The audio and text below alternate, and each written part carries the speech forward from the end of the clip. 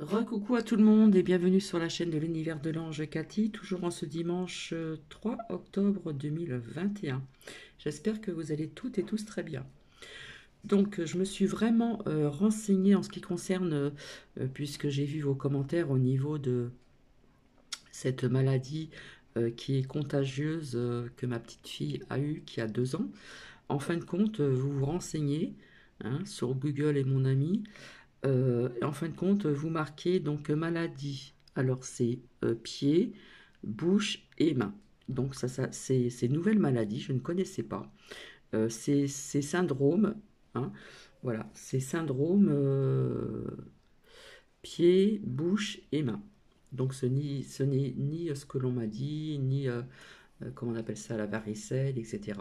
C'est encore autre chose, voilà, que je ne connaissais pas, que j'ai découvert. En ce qui concerne mon partage de ma dernière vidéo, humour, etc., finalement, il y avait donc noté, comment dire, des commentaires sont désactivés, donc cela ne vient pas de Bibi.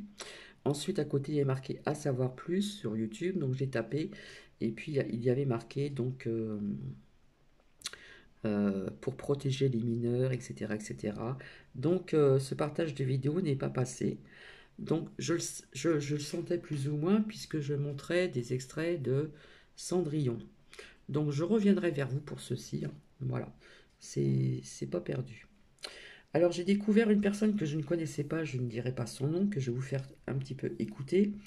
Donc j'ai découvert aujourd'hui, voilà, je suis tombée dessus, comme quoi qu'il n'y a pas de hasard donc sur mon ordinateur. Et en fin de compte, c'est comme une conférence extraterrestre. Donc on parle de conscience, de sortie du corps, voyage hors du corps, etc., etc., où j'avais dit que c'était dangereux. Et puis on parle aussi donc de notre planète, le monde de la 3D et autres. On parle de Shambhala, comment dire, d'autres planètes. Euh, j'ai trouvé ça très parlant parce que ça m'a fait penser à plusieurs personnes qui pensaient que il y aurait donc c'est ce qu'on appelle ces personnes, enfin ces personnages venus d'ailleurs aider aider les humains sur la Terre et c'est pas du tout ce qui va se passer. Donc je pense que en écoutant cet extrait, je pense que beaucoup de personnes sur YouTube se sont inspirées des dires de cette dame, donc je ne peux pas dire son nom et je ne vous montrerai pas les images. C'est juste pour vous faire écouter un petit peu le début, tout simplement. Si vous êtes bien sûr intéressé. Donc je continue mes recherches tout le temps, tout le temps, tout le temps, bien sûr, et j'ai trouvé que voilà, je crois qu'il y a beaucoup de personnes qui se sont inspirées des dires de cette personne.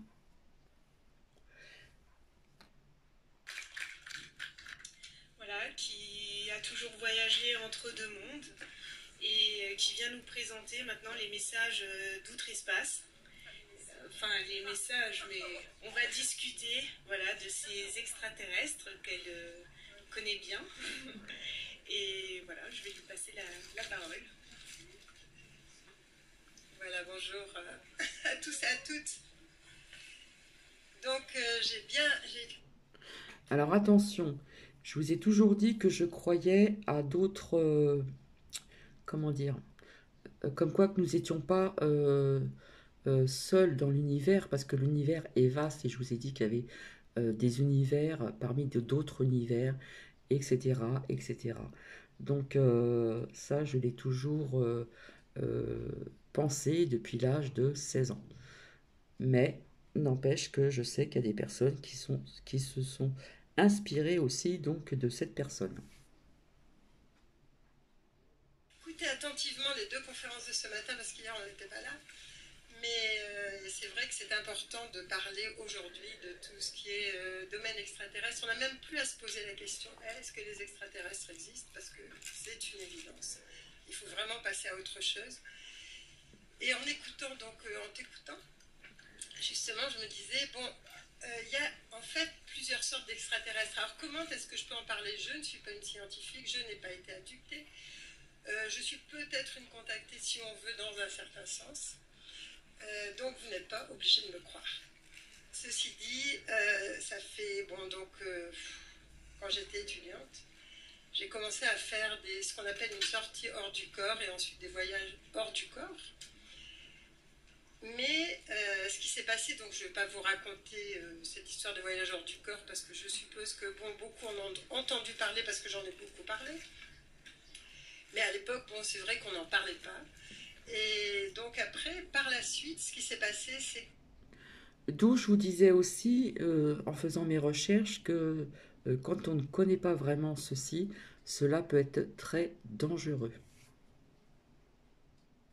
En fait, au bout de quelques années d'expérimentation de cette sortie hors du corps, de voir que je pouvais voyager à la vitesse de la pensée, je pensais à un lieu, je pouvais y être, même si c'était à l'autre bout de la Terre, que l'espace et le temps étaient complètement différents de ce qu'on rencontre sur Terre.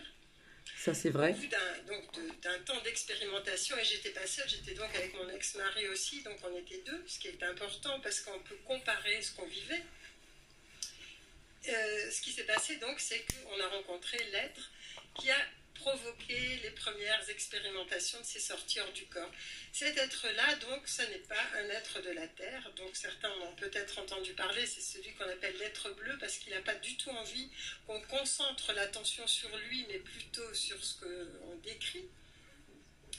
Et cet être-là, quand il s'est présenté à nous, il nous a dit: est-ce que vous êtes d'accord pour remplir le contrat avec lequel que vous aviez pris avec nous avant de redescendre sur Terre?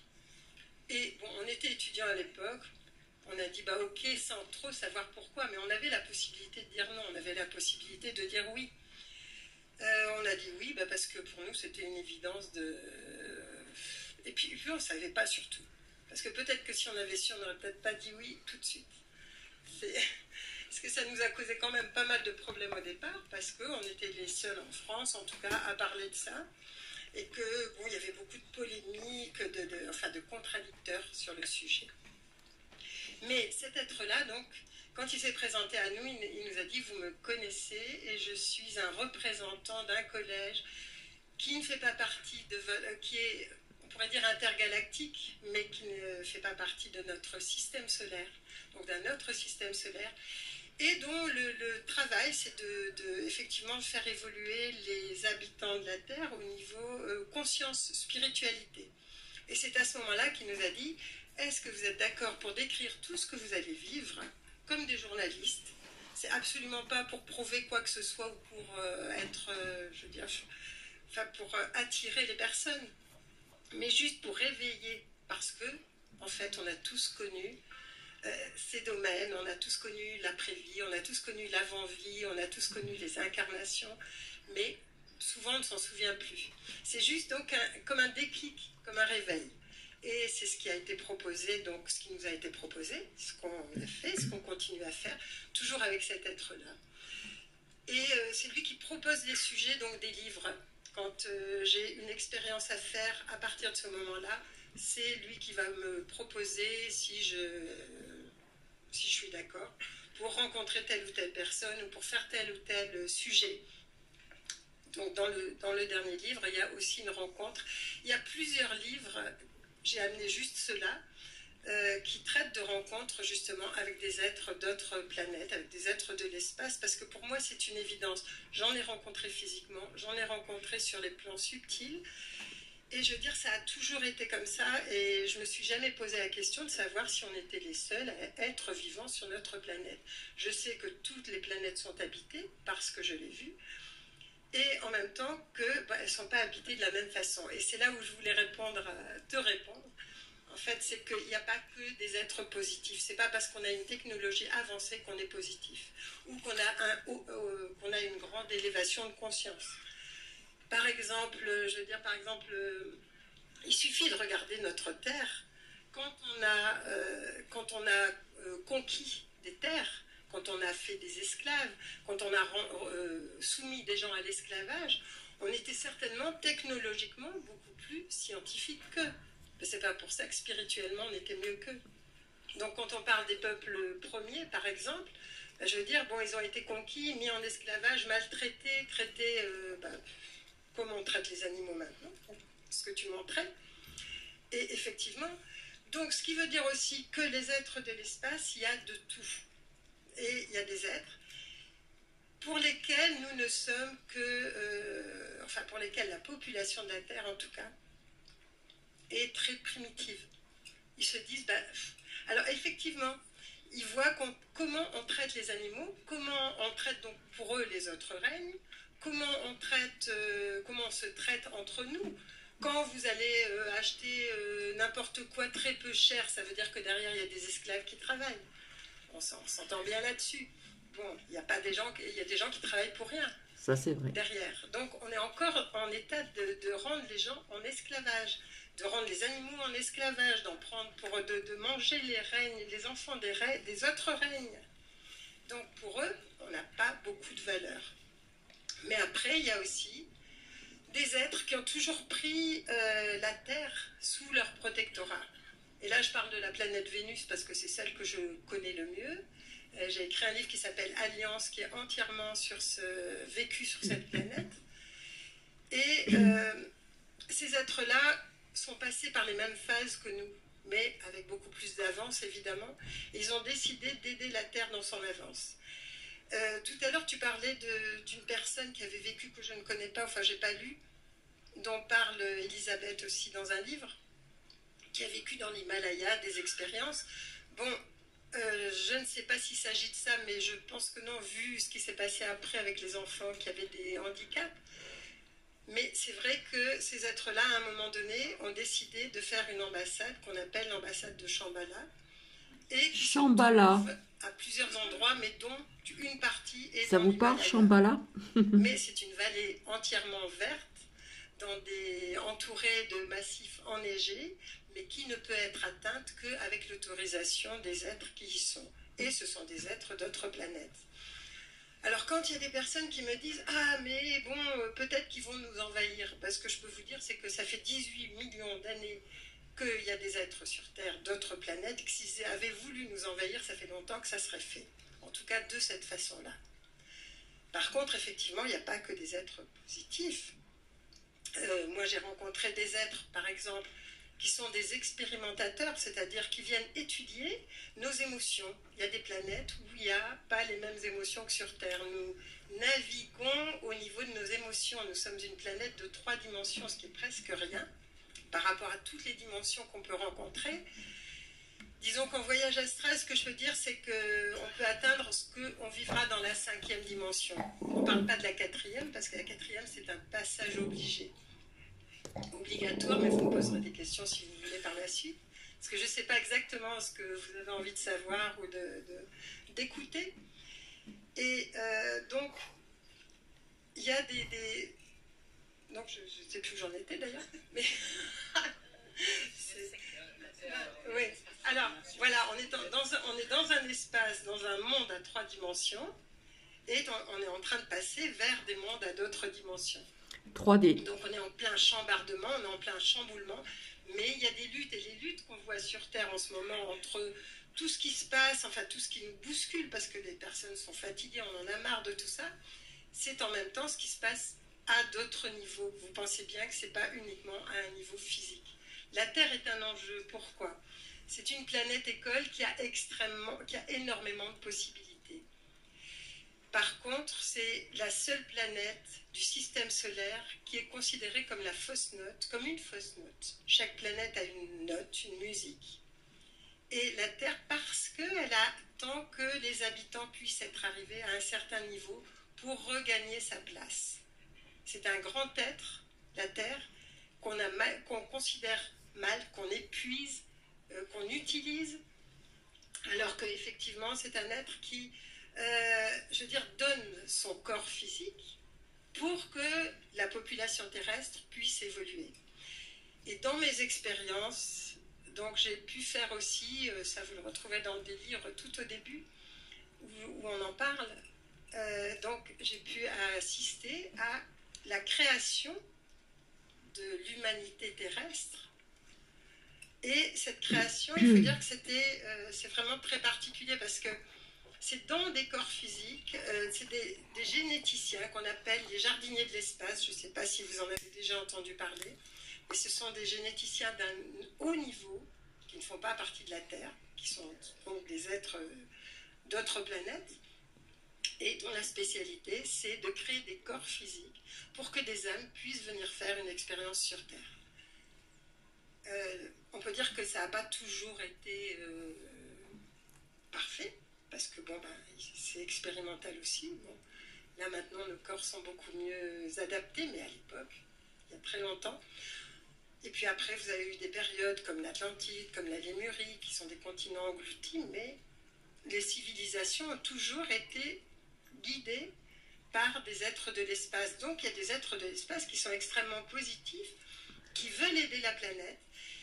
Et ensuite, il y a ceux qui, eux, de leur côté, ont fait exploser leur planète parce qu'ils étaient comme nous on est maintenant, c'est-à-dire extrêmement technologiques. Mais en même temps, on oublie la conscience, on oublie l'amour, on oublie tout ce qui pourrait faire que la planète soit différente. Donc, ce sont des êtres qui... Enfin, ce sont des êtres qui, à un moment donné, ont fait que leur terre s'est complètement desséchée et que, ensuite, je veux dire, il n'y avait plus de vitalité, disons, sur cette planète. Et c'est pour ça que, par la suite, ils ont convoité la planète Terre, comme on le ferait pour un territoire en disant « Ah, ben l'Amérique, c'est bien » ou « l'Amazonie, tiens, on pourrait trouver de l'espace ». Je veux dire, il faut la même chose que ce qu'on est capable de faire avec plus de technologie.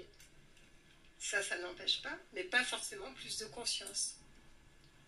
Donc, vous voyez, il y a plusieurs types d'êtres de l'espace. Il y a juste des gens qui sont curieux de voir comment on fonctionne. Il y a ceux qui ont envie qu'on évolue, qu'on change, qu'on puisse passer dans une autre dimension, dans d'autres dimensions. Et puis, il y a ceux qui convoitent la planète Terre. Et en ce moment, c'est ce combat-là qui fait qu'on est un enjeu et que c'est à nous de pouvoir, à un moment donné, de nous servir de tout notre potentiel pour accéder à autre chose, quoi, pour vraiment faire basculer les choses dans le bon sens. Ce que je peux vous dire, c'est qu'actuellement, donc, alors oui, je vous parlais donc de ces êtres qui convoitent la planète, ce sont eux qui vont abducter, ce sont eux qui vont expérimenter, qui vont prendre des morceaux. Vous avez entendu parler des vaches, on retrouve des morceaux, etc.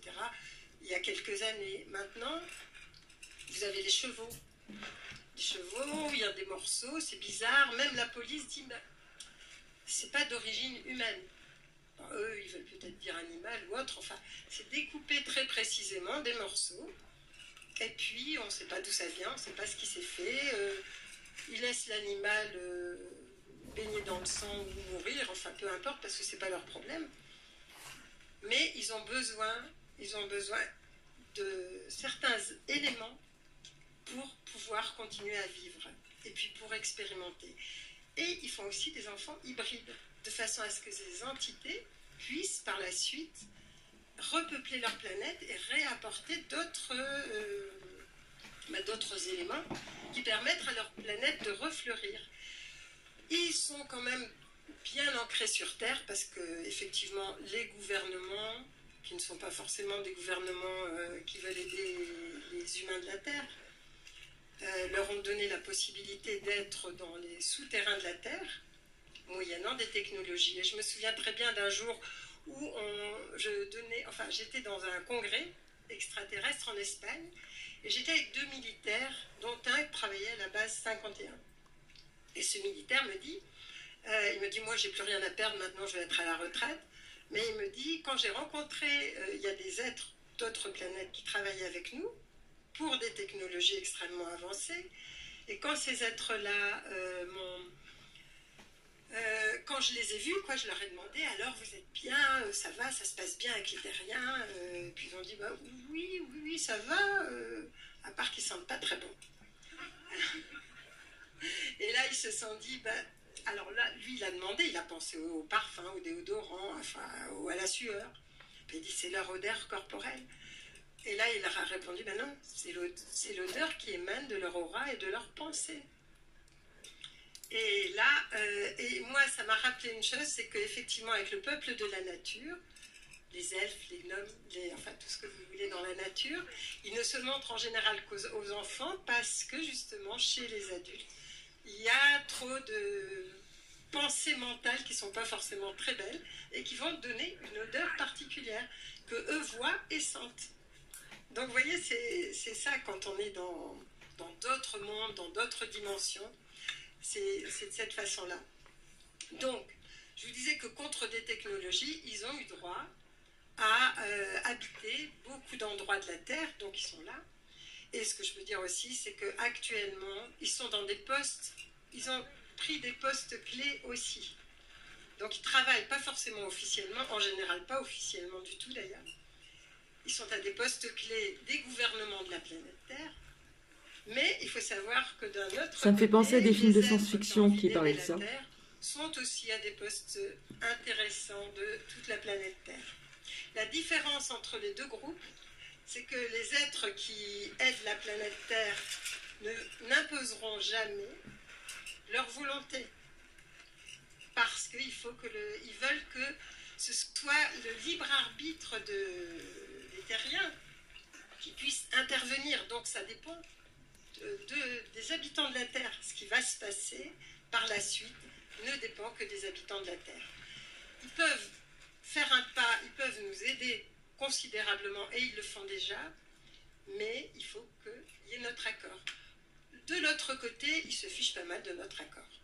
Donc, ils peuvent mettre des implants, ils peuvent avoir des technologies avancées, s'en servir, et ne pas attendre qu'on soit d'accord ou pas d'accord.